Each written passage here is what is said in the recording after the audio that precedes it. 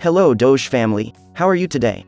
Doge lovers, don't forget to like the video, subscribe to my channel and turn on the notification bell before going into the details.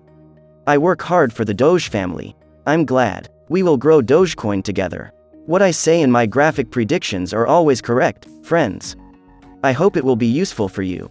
I will determine the trading points for those who want to trade short. And today I will tell you the important developments. Guys, Dogecoin would need to move back through the $0.1911 pivot to bring the first major resistance level at $0.2139 into play. Support from the broader market would be needed, however, for Dogecoin to move back through to 21 cents levels. Barring an extended crypto rally, the first major resistance level and high $0.2145 would likely cap any upside. In the event of another breakout, Dogecoin could test resistance at 23 cents levels before any pullback. The second major resistance level sits at $0.2372. Failure to move back through the $0.1911 pivot would bring the first major support level at $0.1678 into play. Barring another extended sell-off, however, Dogecoin should steer clear of sub-16 cents levels. The second major support level sits at $0.1450. We are a family, guys, we will grow up together. I work hard for all of us. Please pop a like button now and don't forget to subscribe and turn on notifications if you haven't already. My partner, the Dogecoin mogul. Millions of people found new hobbies during the pandemic. Our household took up cryptocurrency speculation. He bought a beaut of a truck this summer. A second-hand, barn-red Nissan Frontier with a cab that fits 4 and a cargo bed big enough for stacks of plywood sheets. During the pandemic, my partner, Richard, started a business restoring old houses, so he needed a spacious pickup.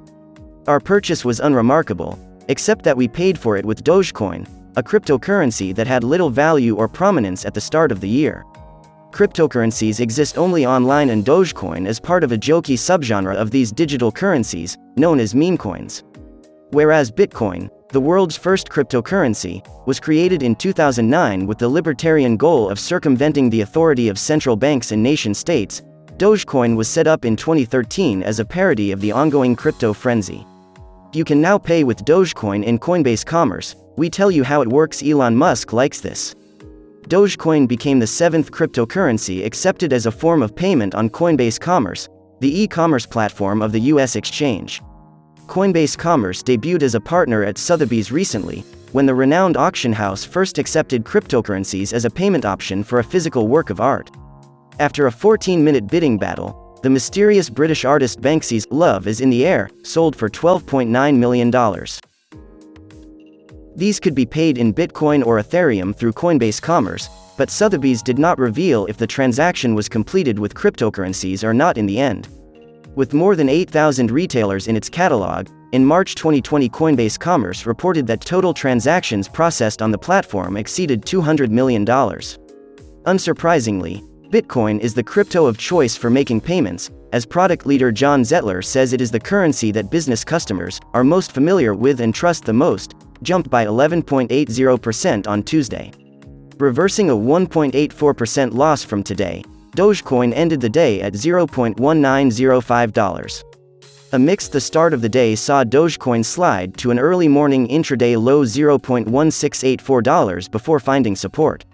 Steering clear of the first major support level at $0.1601, Dogecoin rallied to a late afternoon intraday high $0.2145. Dogecoin broke through the day's major resistance levels before a pullback to sub-$0.1850 levels. The reversal saw Dogecoin fall back through the third major resistance level at $0.2109 and the second major resistance level at $0.1905. Finding late support, however, Dogecoin wrapped up the day at 19 cents levels. The second major resistance level at $0.1905 capped the upside late in the day. Dogecoin was down by 0.95% to $0.1887. A mixed start to the day saw Dogecoin rise to an early morning high $0.1964 before falling to a low $0.1870. Dogecoin left the major support and resistance levels untested early on. Haven't checked on that Bitcoin account in a while?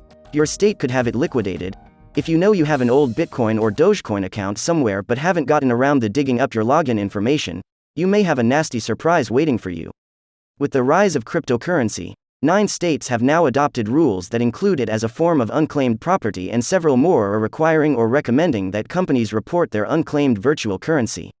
That means that this fall, when banks, insurers, retailers, and state government agencies are required to annually report and remit any unclaimed funds, your old cryptocurrency account could be liquidated and turned into the state's unclaimed property office.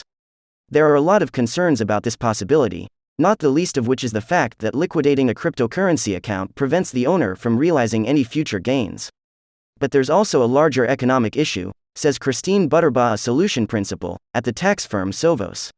Some of our clients don't want to liquidate these accounts because it could have an impact on the market as a whole, she says. We're talking millions of accounts, potentially, across the country. What's muddling things is a lack of clarity on the rules around cryptocurrency. Unclaimed property law is written for traditional property, but now it's being enforced for non-traditional property. Here's how unclaimed property law usually works. Every fall, businesses are required to remit any unclaimed property to the state.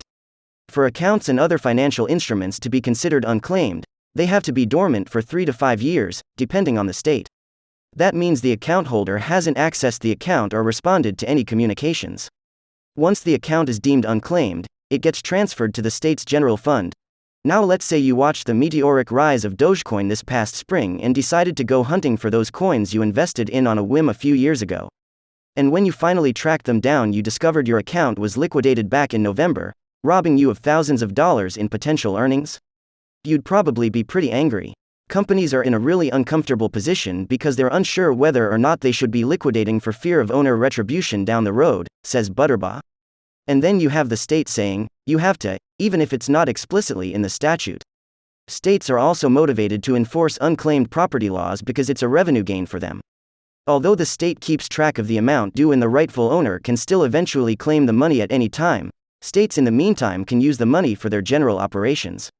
This may seem like a gamble, but only about 2% of unclaimed property ever gets returned to the true owner.